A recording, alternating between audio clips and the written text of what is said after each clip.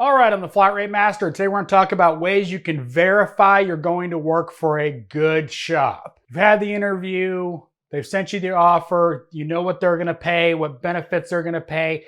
Let's talk about ways you can verify whether or not it's a good option to go to work for that shop. First and foremost, while you're in the interview, ask about service information. Do they have it? I mean, that's a big red flag if they don't have service information. They don't have all data, Mitchell or Identifix. That's going to be a problem. Service information is critically important when looking for a shop. How clean is the shop? The shop is dark, nasty, there's junk everywhere. It's probably not going to be a pleasant experience working there. If you've ever worked in a shop where you had an overhead light, flashlight, and another light just to be able to see what you're doing, you know what I'm talking about. You need to make sure it's well lit, kept clean, kneeling down on the concrete and coming up with a black knee that you then put on a customer's car because, well, nasty. You know, obviously when you're in the shop, look around, what parts are being used, look around and see, are the technicians obviously busy? Now there's some things to keep in mind when looking at a shop when you're there to interview. They're there to put the best light forward so you want to come work for them. So they might do things to manipulate your perception of the shop. One, after hours interviews. Now that's not inherently bad. After hours interviews might help you facilitate actually getting in for an interview because it's after hours, you don't have to take time off from your regular job. But when you go into the shop and look around and you see empty bays shouldn't be a concern to you during the interview because, well, you can't know what exactly was going on during the course of the day. So that's not really a red flag. We're going to get into why you need to verify other things later. If you interview during the workday and you can see the workflow in the shop and how busy it is, that also may not be a good indicator of how busy the shop is. Remember, they pick the day or you pick the day. They might have pushed scheduling to make it look like they're busier than they are. Remember, they're trying to get you to come to work for them. A good shop wants good techs, not a good indicator of how busy the shop really is day to day. Best thing you can do, and it's hard, I know, but drive by that shop multiple days, different weeks. Look at how busy the parking lot is. Look how busy the bays are. See how really busy that shop is. Also, take note of the parking lot. Now, this seems immaterial, but look and see how many cars have moved.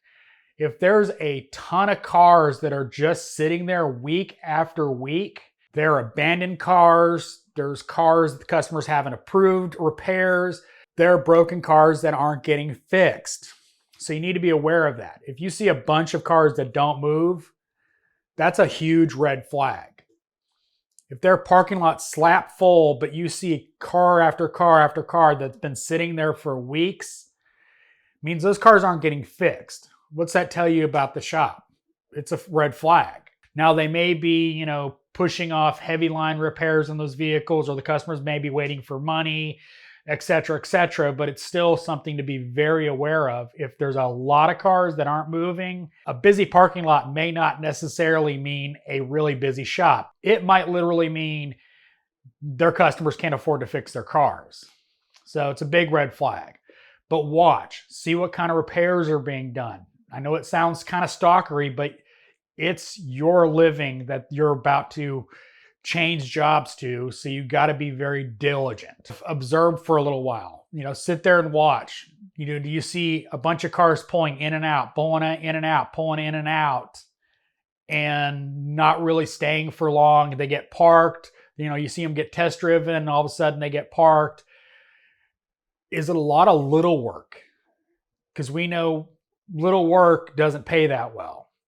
Pulling a car in, doing an oil change and an air filter really doesn't pay that well. You need to watch for that as well. If you see a car in a bay and a technician working on it, and he's working on it, it's been there a while, means they can sell some of those bigger jobs that make money. And this is not about flat rate versus hourly, because again, hourly or hourly with commission or flat rate, you still need to go to work for a shop that's going to keep you busy. An hourly with commission, if you're not going to be happy either. So keep those things in mind. Online reviews, in my opinion, are some of the most manipulated things on the planet by everyone involved. The companies that host them, the companies that are reviewed, the people that review them. They all have their own angles. Review sites want you to pay for ultra premium to get, the top reviews put at the top and shady stuff like that I'm not going to get into. Shop owners, business owners, and this is not unique to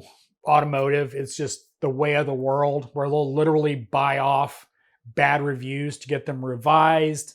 Yes, I know that violates certain things. Instead of responding and trying to fix the situation, they will get that customer to remove said bad review. And obviously, people that review things are not always just there to review positive experiences or negative experiences. Some of them are trying to get stuff out of companies deliberately.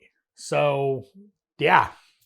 Think about it. It's not a good metric to really see a shop. The only time reviews are really relevant for me is when it's universally bad.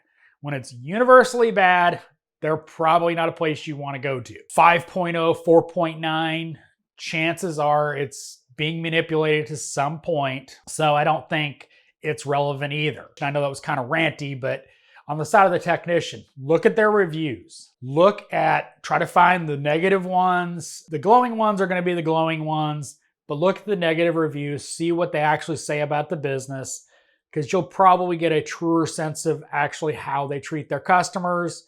Now, obviously, the random, they said I need $1,500 worth of work, and I took it over here, and they said I needed $200.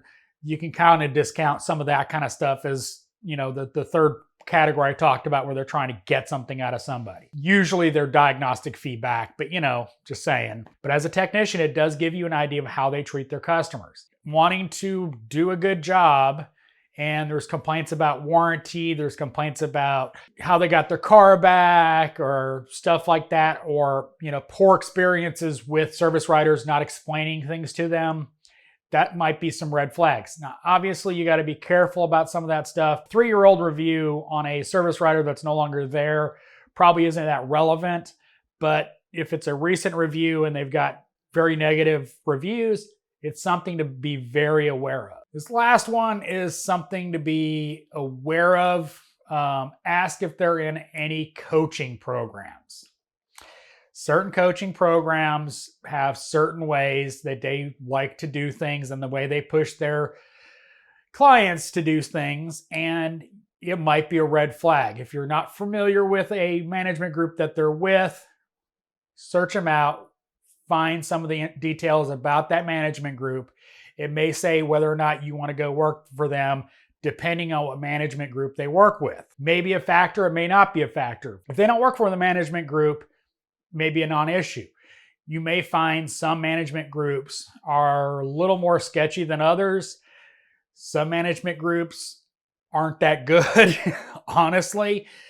So just something to be aware of, especially in this day and age where a lot of nicer shops are in various management groups. All you got to do is talk to, shop owners, and they're all touting their favorite management group that they're, vividly involved with, et cetera, et cetera. So if they don't disclose it, that might be another red flag. So as always, thanks for watching. I am the Flat Rate Master.